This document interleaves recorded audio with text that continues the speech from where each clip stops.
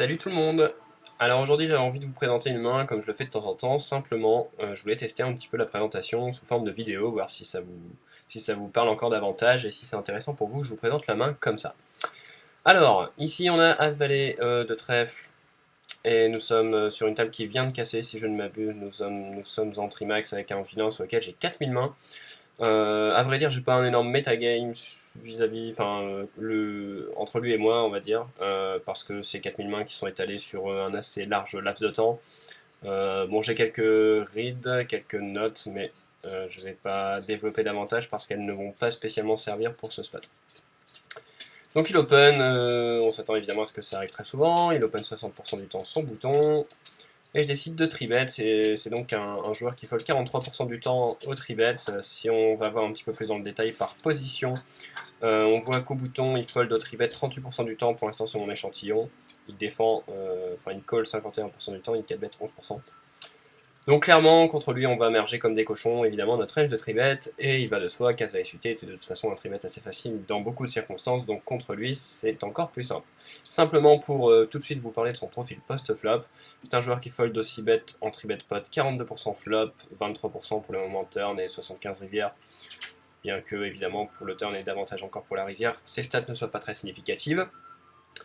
Les autres reads que j'ai sur lui, notamment en tribet pod, c'est que je l'ai déjà vu, c'était pas dans des points me concernant, et c'était pourtant contre des joueurs relativement tight. J'ai déjà vu faire des floats, des doubles floats, et parfois même des calls tri-barrel extrêmement light dans les tribet pods.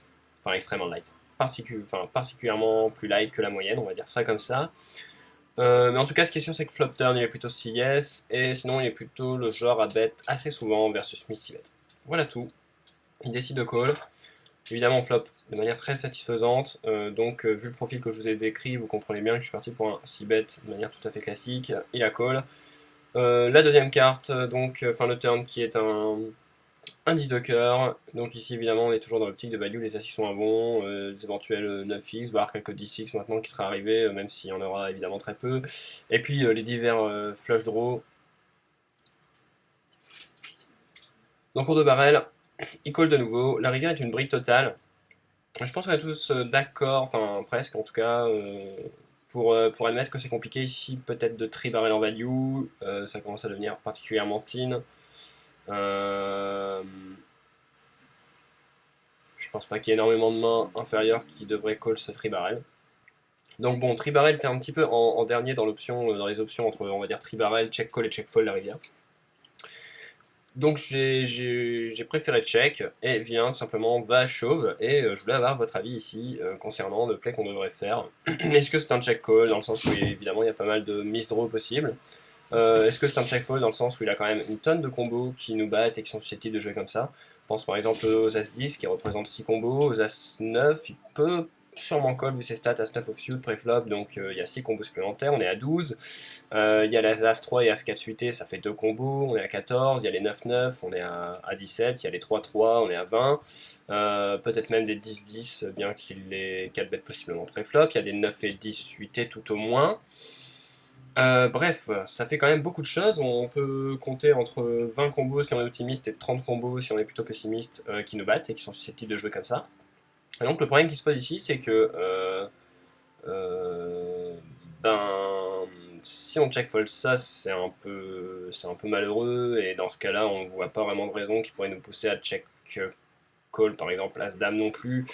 Euh, et donc j'ai l'impression qu'on risque de beaucoup trop check fold quand on check ici, parce qu'en plus on risque de pas très souvent bluffer nos miss draw, donc si on check fold ça, qu'on check fold nos miss draw, ben ça va falloir être très imaginatif pour réussir à check call suffisamment souvent.